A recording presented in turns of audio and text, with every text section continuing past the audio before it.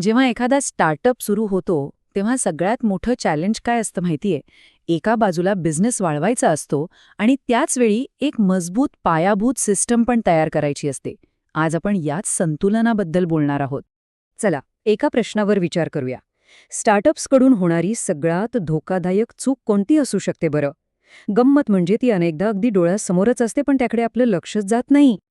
आणि हे बघा, इथेच आपल्याला उत्तर मिळतं. कुठल्याही स्टार्टअपचं सुरुवातीचं लक्ष कशावर असतं? प्रॉडक्ट, सेल्स आणि फंडिंग मिळवणं. आणि याच धावपळीत फायनान्शियल सिस्टम्ससारख्या महत्त्वाच्या गोष्टीकडे नंतर बघू म्हणून पूर्णपणे दुर्लक्ष होतं. खरं तर हीच ती धोकादायक चूक आहे. मग ह्यावर उपाय काय? तर उपायाचा पहिला आणि सगळ्यात महत्त्वाचा स्तंभ आहे रेग्युलेटरी कंप्लायन्स, म्हणजेच नियामक अनुपालन. कोणत्याही यशस्वी बिझनेसचा हाच तर मजबूत पाया असतो, नाही का? हे चित्र बघा. हे आपल्याला दाखवतं की एक मजबूत आणि कायद्याचं पालन करणारी आर्थिक रचना कशी तयार होते. जसं इमारतीसाठी पाया महत्वाचा असतो ना, अगदी तसेच हे बिझनेसच्या इमारतीचे पायाचे दगड आहेत. यांच्याशिवाय इमारत उभीच राहू शकत नाही. तर मग अनुपालनाचे हे बिल्डिंग ब्लॉक्स नक्की आहेत तरी काय?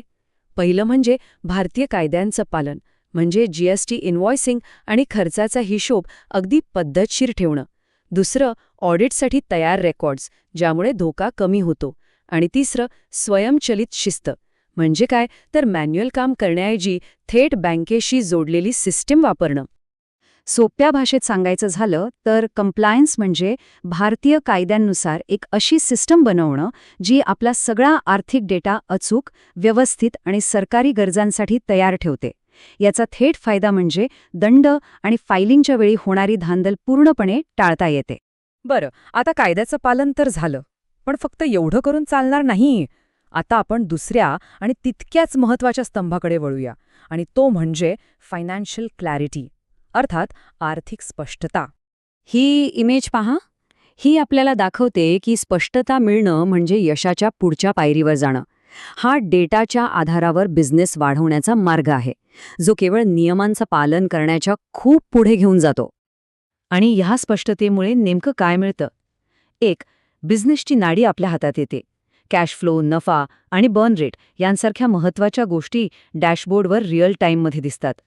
आणि दुसरं, योग्य माहितीच्या आधारावर निर्णय घेता येतात, मग ते प्राइसिंग असो, नवीन हायरिंग असो किंवा बिझनेस वाढवण्याचा निर्णय असो.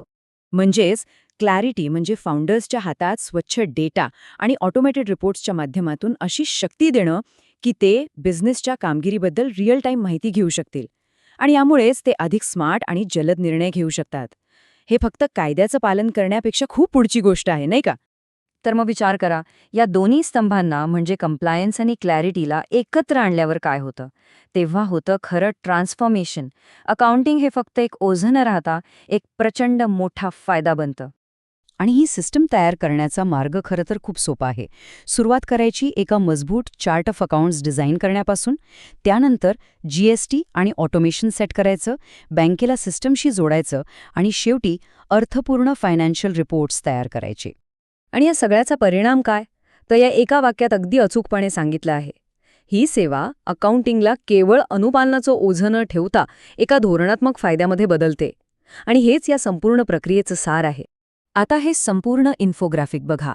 हा पूर्ण प्रवास इथे दिसतोय, कंप्लायन्सच्या मजबूत पायापासून ते स्ट्रॅटेजिक फायद्याच्या शिखरापर्यंतचा. अकाउंटिंग हे केवळ एक बॅक ऑफिसचं कंटाळवाणं काम न राहता बिझनेस वाढवण्यासाठी एक महत्त्वाचं, शक्तिशाली साधन बनतं. तर मग आता विचार करण्याची वेळ आहे. कोणत्याही स्टार्टअपसाठी अकाउंटिंग हे एक ओझं आहे की एक धोरणात्मक फायदा? यावर विचार होणंच पाहिजे.